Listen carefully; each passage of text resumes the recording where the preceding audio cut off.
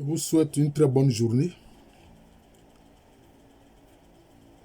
Je voudrais parler ici des ONG qui font un zèle terrible à propos du travail des enfants en Afrique.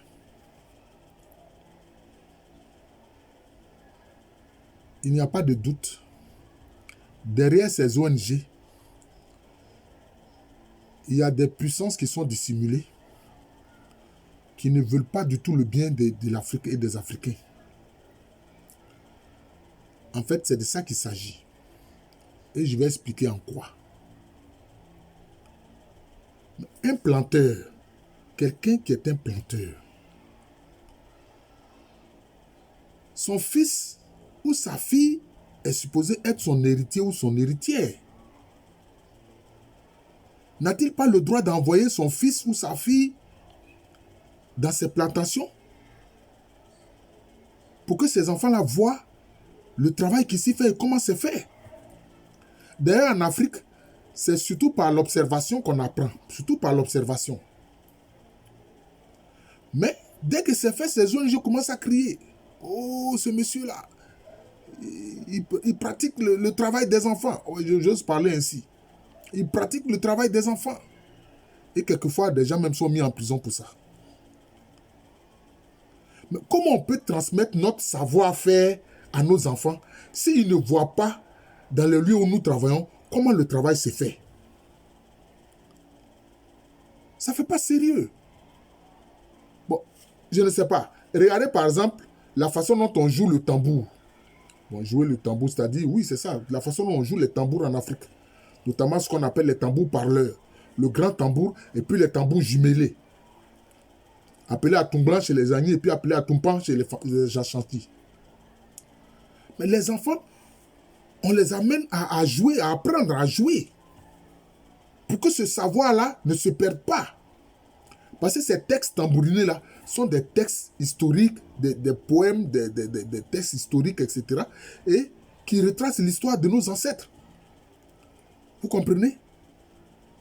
Et qui parlent des connaissances que nos ancêtres ont accumulées et qui sont transmises à travers les tambours. D'ailleurs, ce sont des textes qui sont fixes, qu'on ne peut pas changer, donc qui sont même plus fiables que des mensonges qui ont été écrits.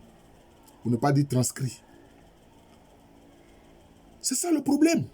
Mais pourtant, en Europe, souvent les après-midi, les élèves là, on les envoie dans les lieux, dans les entreprises pour voir comment les gens travaillent. Quelquefois, on les met un peu à l'essai. Mais pourquoi ces ONG-là ne vont pas là-bas? Mais c'est toujours en Afrique que ces ONG viennent nous emmerder. Et ce sont des impérialistes qui sont derrière. Des gens tapis dans l'ombre, dont les âmes sentent mauvais comme de la putréfaction. Ils vont dire quoi, ces gens-là?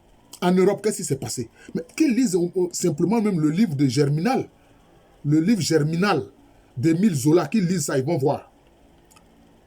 En France, au nord, en Allemagne, en Belgique, etc. Là où il y avait les mines de charbon, qu'est-ce qui s'est passé? Est-ce que les enfants ne travaillaient pas? Ils devenaient des mineurs de fond. Ils devenaient des mineurs de fond, qui est un travail très dangereux. Hein? Où il y avait des gaz terribles, les grisous et autres, où ils pouvaient avoir des éboulements, des écroulements sur eux, de terre. Mais s'ils ne connaissent pas l'histoire, qu'ils aillent s'informer. Hein? Qu'ils aillent s'informer. En ces temps-là, avec l'industrialisation, dans une maison, tout le monde travaillait. Le père, la mère et tous les enfants. C'était comme ça. Je ne dis pas que c'est une bonne chose. Mais ceux-là, ils viennent faire du zèle et pour nous emmerder en Afrique, pour nous empêcher de transmettre notre savoir-faire aux enfants. Mais écoutez, au Bangladesh, en Inde, il y a beaucoup d'enfants qui travaillent là-bas. Pourquoi ils ne vont pas en Inde? Pourquoi ils ne vont pas se plaindre auprès de l'Inde, des Indiens? Ils savent qu'ils ne peuvent pas le faire. Parce que l'État indien est puissant.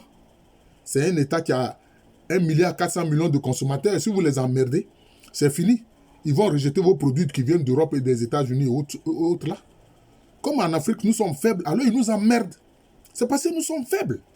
Nos États sont faibles. Et quand on fait comprendre à nos dirigeants que les États sur lesquels vous vous appuyez, là, sont des États faibles. Hein? Un État qui a 13 millions d'habitants, etc. Tu peux faire quoi? C'est pour ça que Nkrumah a dit Africa must unite, c'est-à-dire que c'est une obligation. On doit passer par là. On doit passer par là.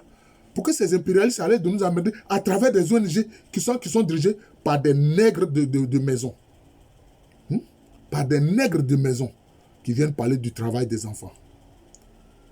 Vous savez ce que c'est qu'un travail? Est-ce que l'enfant qu'on envoie là, il travaille, je ne sais pas moi, 12 heures de temps là-bas? Non.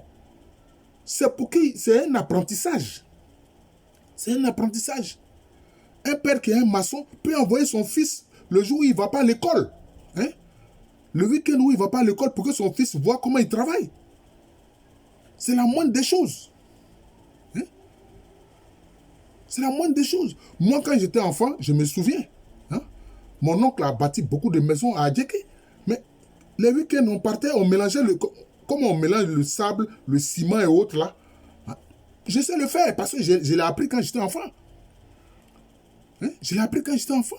Donc il faut qu'on arrête d'emmerder les Africains avec ces ONG-là. Il faut faire le tri de ces ONG parce qu'il y a des ONG qui sont des instruments de l'impérialisme occidental. Ça, je le dis franchement. C'est ça. Et c'est ça qui est vrai. C'est ça qui est vrai. Ces ONG-là, financées de l'extérieur, non. Il faut amener les enfants à accueillir l'héritage du savoir-faire de leurs parents.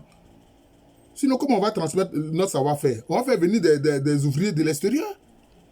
On va faire venir des ouvriers de l'extérieur. Hein? Quand on apprend quelque chose tôt, alors on acquiert une longue expérience. Vous comprenez? Quand on apprend une chose tôt, par exemple, à partir de 14 ans, 15 ans, on a appris une chose, on acquiert une expérience. Quand on a 20 ans ou 22 ans, 25 ans, on a une grande expérience parce qu'on a appris la chose tôt. Hein?